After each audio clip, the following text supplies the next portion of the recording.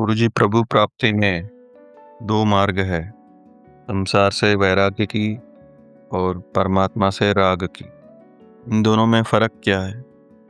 ये दोनों ही मार्ग साथ साथ चलते हैं। जब संसार से वैराग्य होगा तो परमात्मा से आप जुड़ोगे।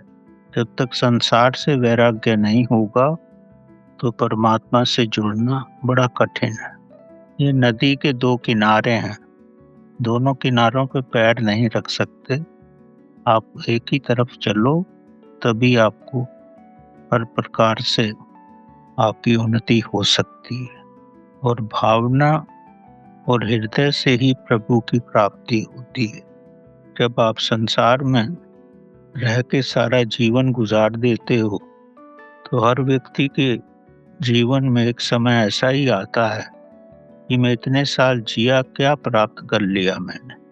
रोटी, कपड़ा और मकान के अलावा और कुछ भी नहीं मिलता संसार में।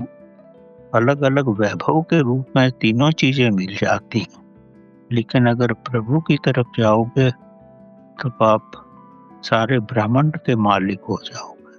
संसार भी आपका रहेगा, ब्रह्मांड भी आपका रहेगा, हर हृदय पे आपका राज्य होगा। ज्ञान और प्रेम तो आपकी वाणी में झलकता ही रहेगा। जब संसार से वैराग्य हो जाएगा आपका, तभी आप प्रभु की तरफ चलोगे।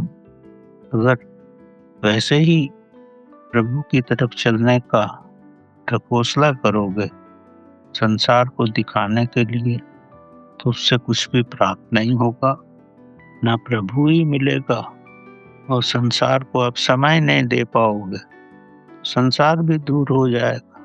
तो प्रभु की तरफ चलना है तो संसार में पूरी तरह से रह लो, ताकि अब आपके मन में आ जाए कि अब मेरी कोई इच्छा नहीं बची है, अब मेरे लिए यही रास्ता है।